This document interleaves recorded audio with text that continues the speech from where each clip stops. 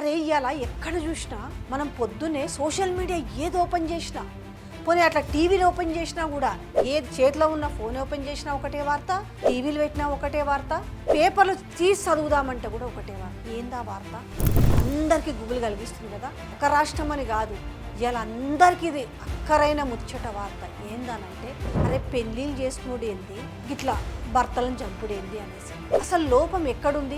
ఇలా పాపం పెళ్ళిళ్ళు చేసుకోవాలంటే పోరగాండ్లు భయపడుతున్నారు. అది ఇష్టం లేకపోతే వదిలేసుకొని బై, లేదు ముందుగానే మీకు ఎవరైనా ప్రేమించుండి లవర్ ఉంటే ఇంట్లో చెప్పుకొని కొట్లాడి పెళ్లి చేసుకోండి. కానీ ఈడంగా ఒకరిని లవ్ చేసుకుంటా, ఈడంగా ఇంకొకరిని చేసుకొని ఎందుకు అన్యాయంగా ప్రాణం తీస్తున్నారు? ఏం అర్థమైతలేదు. ఇంకా దారుణమైన విషయం ఏంటంటే 16 ఏళ్ల పిల్లేంది తల్లిని చంపుడేంది? ఎక్కడికి పోతుంది అసలు?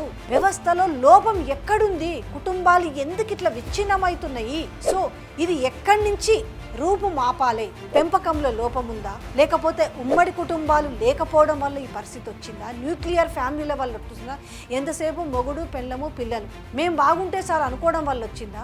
వెనకట కాలంలో అయితే మంచిగా ఉమ్మడి కుటుంబాలు ఉంటుండ్రు. తాతలు, నాయనమ్మలు, అత్తలు, మామలు, చిన్నాయనలు, చిన్నమ్మలు, పెదనాయనలు, పెద్దమ్మలు. ఒక కాడికి ఇంత బాధ అయితే ఒకరికి చెప్పుకుంటే, ఒకరు కొడితే ఇంకొకరు పోయి చెప్పుకుంటారు.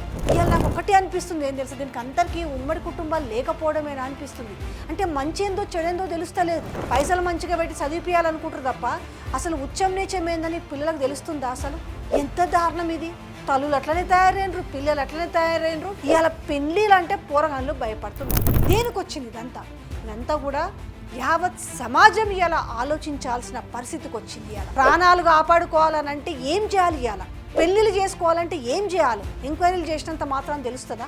ముందు ఎవరి క్యారెక్టర్ ఎట్లా, ఈ పలానా పిల్ల వేసి ఉంటుంది. గతంలో అయితే అరే మేము పలానా పిల్లగానికి పిల్లని ఇస్తున్నాము, ఎట్లా పిల్లగాడు మంచోడా లేదా అని తెలుసుకుంటుంది. ఇవాళ పలాని పిల్ల మంచిదా కాదా అని అంటే ఎట్లా తెలుసుకోవాలి? సో నేనేం చెప్తున్నా అసలు దీని పరిష్కారం ఎట్లుంటే బాగుంటుందని మీరే కమెంట్ రూపంలో తెలియజేయండి.